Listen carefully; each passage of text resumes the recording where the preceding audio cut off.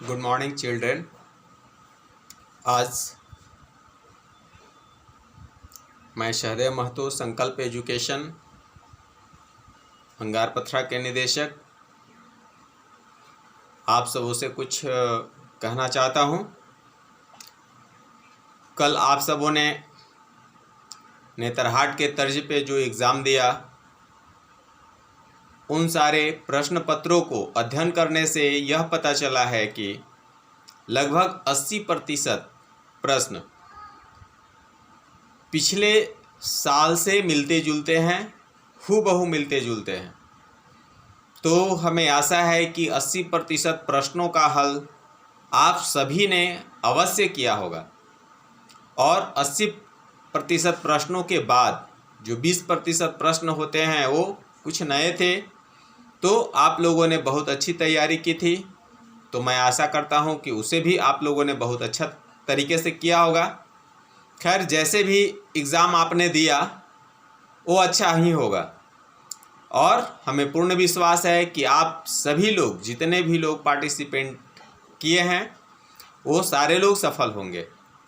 अब हम लोगों का अगला अभियान नेतरहाट सक्सेस मिशन है।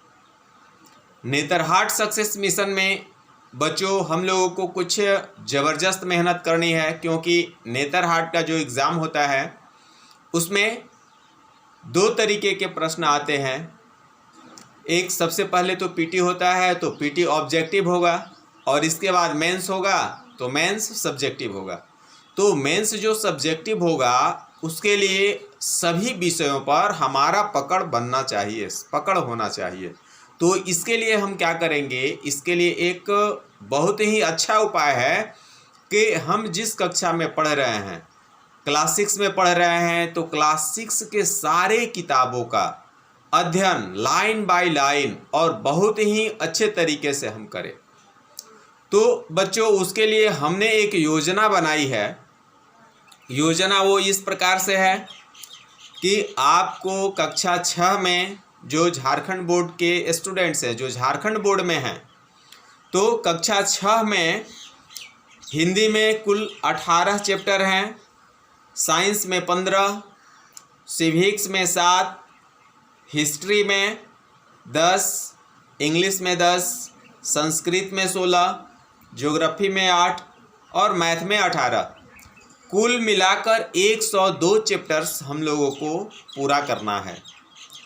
तो कुल मिलाकर 102 चैप्टर्स पूरा करना है और ये निश्चित नहीं है, हमारे पास समय निश्चित नहीं है कि हमें 1 महीना का समय मिलेगा या 20 दिन का समय मिलेगा या 1 महीना से ज़्यादा मिलेगा।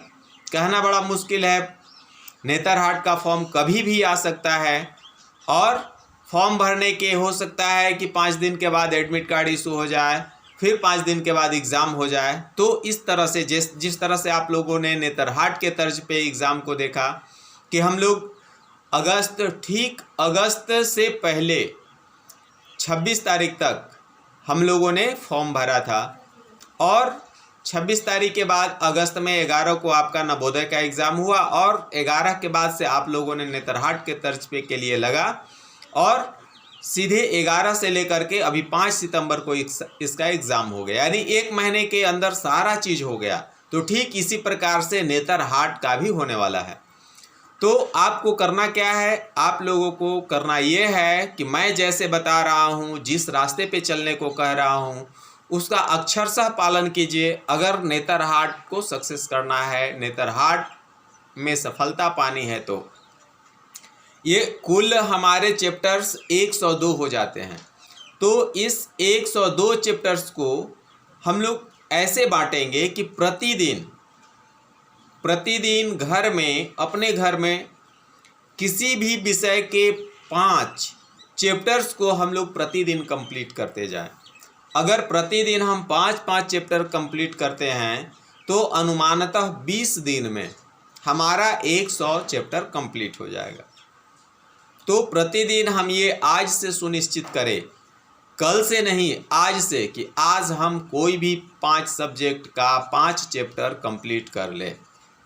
और उस कंप्लीट में क्या करना है, उसमें 5 सूत्री कार्यक्रम को हम लोगों को फॉलो करना है। सबसे पहला है पढ़ना। कोई भी पुस्तक को, किसी भी चैप्टर को लाइन बाय लाइन पढ़ना ज़रूरी है और पढ़ते समय हमारे हाथ में पेंसिल होनी चाहिए और जो भी हमें लगे कि ये कुछ अच्छा लाइन है, हमें उसे नोट कर लेना है, अंडरलाइन कर देना है और उसको फिर अपने नोटबुक और कॉपी में लिखना है। और एक बात का ध्यान रखेंगे, कॉपी प्रत्येक सब्जेक्ट का अलग अलग रखेंगे। जिस तरह से आप स्कूलों में रखते थे, जैसे स्कूलिंग में रखते थे, तो उस तरह से कॉपी अलग अलग सब्जेक्ट का अलग अलग रखेंगे और उसी में लिखेंगे। आवश्यकता पड़ने पर आप स्कूल में भी उसे दिखा सकते हैं। पहला पढ़ेंगे, पढ़ने के बाद अंडरलाइन कर देंगे। दूसरा, उसमें जो कठिन शब्द होंगे उन कठिन शब्दों को आप अपने कॉपी में नोट करेंगे और उसका अर्थ को लिखेंगे। तीसरा, कुछ ऐसे शब्द होते हैं जिनका कुछ परिभाषा होता है, तो उन सारे परिभाषाओं को, उन शब्दों को लिख के और सारे परिभाषाओं को लिखेंगे। और उसके बाद, उसके पढ़ने के बाद प्रश्न उत्तर आता है, प्रश्न उत्तर को लिखना है। फिर खाली जगहों को भरना, खाली जगह जो रहेंगे उसको भरना है। फिर सही गलत लगाना है। इसके बाद फिर मिलान करना है। अर्थात कहने का मतलब ये है कि आपके पुस्तक में जितनी भी सारी चीज़ें दी हुई है, जो आपको दिखाई दे रहा है, उन सारे चीज़ों में आपकी सफलता निहित है, सुनिश्चित है। उन सारे चीज़ों को कंप्लीट करने से ही आपको सफलता मिल पाएगी, अदरवाइज सफलता नहीं मिलेगी। और ध्यान रखें कि न तो शिक्षक का परिश्रम, न तो अभिभावक का परिश्रम आपको सफलता दिला सकता है, सिर्फ और सिर्फ आपका परिश्रम ही आपको सफलता दिला सकता है। तो अगर आप सफल होना चाहते हैं तो इन सारे नियमों को 100% फॉलो करें। दूसरा क्या है, दूसरा सूत्र क्या है हम लोगों का सफलता का, कि गणित के प्रश्नों को हल करने से पहले उसका जो उदाहरण है, उदाहरण को हम बनाएंगे और उसी प्रकार से जैसे उदाहरण में बना हुआ है, जिस तरह से लिखा हुआ है, सब कुछ उसी प्रकार से हम करने का कोशिश करेंगे, ताकि उसमें कोई अंतर ना रह जाए कि उदाहरण में ऐसे बनाया हुआ है, हमने ऐसे बना दिया, तो जैसे ही अंतर होगा तो हमारा नंबर कट जाएगा। तो हमें क्या करना है, इसमें हमको पूरा का पूरा मार्क्स लाना है। चूँकि डिस्क्रिप्टिव और ऑब्जेक्टिव दोनों प्रकार के प्रश्न रहने वाले हैं, तो इसलिए उसका अक्षरशः पालन करते हुए हमें पूरा उसे उसी तरह से करना है जैसे उदाहरण में किया हुआ है। तीसरा सूत्र हम लोगों का है, हिंदी के साथ आए हिंदी व्याकरण को और अंग्रेजी के साथ आए अंग्रेजी व्याकरण को, यानी इंग्लिश ग्रामर को हमें बहुत ही अच्छा तरीके से पढ़ना होगा। इसके बाद कुछ सामयिक निबंध होंगे जो अभी समय में चल रहा है, घटनाक्रम चल रही है, लगता है कि इसमें निबंध आ सकता है, तो उस तरह के निबंधों का एक कलेक्शन करना होगा हम लोगों को और उसको भी पढ़ना होगा और उसको लिखने का अभ्यास करना होगा। इसके बाद चौथा सूत्र है, संकल्प एजुकेशन के सारे क्लास को, माने जितना संभव हो सके अधिक से अधिक क्लास को आप करें। इतने दिनों में आप तो समझ ही गए होंगे कि संकल्प एजुकेशन आप लोगों को क्या दे रहा है और क्या ले रहा है। संकल्प एजुकेशन का एकमात्र उद्देश्य है आपकी सफलता, और आपकी सफलता ही संकल्प एजुकेशन की पहचान है। आज एक छोटे से कस्बे अंगारपथरा से निकलकर यह संकल्प एजुकेशन धनबाद के कोने कोने में फैल रहा है। कल मैं बता दूं, आप लोग जब एग्ज़ाम हॉल में थे तो मैं वहां से नवोदय विद्यालय चला गया था, और नवोदय विद्यालय से आने के क्रम में रास्ते में एक चेतना महाविद्यालय है, मैं वहां पे रुका। वहां के जो ऑर्गेनाइज़र हैं माननीय शैलेंद्र जी, तो शैलेंद्र जी से हमारी मुलाकात हुई और हमारे कार्यों से इतने प्रभावित हुए कि हमें वहाँ पे एक कमरे की व्यवस्था कर दी गई है और सप्ताह में 1 दिन का समय मांगा गया है चेतना महाविद्यालय में। वहाँ के आसपास के गरीब बच्चे जो ST SC OBC और गरीब बच्चे हैं उनको पढ़ाने के लिए हमें वहाँ पे आमंत्रित किया गया है, और हमें चेतना महाविद्यालय दिगंत पंथ का सदस्य भी बना दिया गया है। तो बच्चों, ये चौथी चीज़ हो गई। और पांचवी चीज़ ये है कि हम जितने भी सारे चीज़ पढ़ रहे हैं, चाहे वो संकल्प एजुकेशन के माध्यम से पढ़ें, चाहे हम किसी भी माध्यम से पढ़ें या स्वयं पढ़ें, उन सारे चीज़ों का रिवीजन ज़रूरी है। बराबर उसको रिवाइज करते रहें। ये जो ज्ञान है ये ठीक पान के पत्ते की तरह है। अगर हम इसे उलट फेर नहीं करेंगे तो ये, जिस तरह से पान के पत्ते को उलट फेर नहीं करेंगे तो वो सड़ जाता है, ठीक उसी प्रकार से इस ज्ञान को जब तक हम चर्चा में नहीं लाएं, बार बार रिवीजन नहीं करें, किसी को नहीं बताएं, तो ये रहने वाला नहीं है, ये हमसे दूर चला जाएगा। यानी विद्या एक ऐसा धन है कि जिसे जितना खर्च किया जाए वो उतना ही बढ़ता जाता है।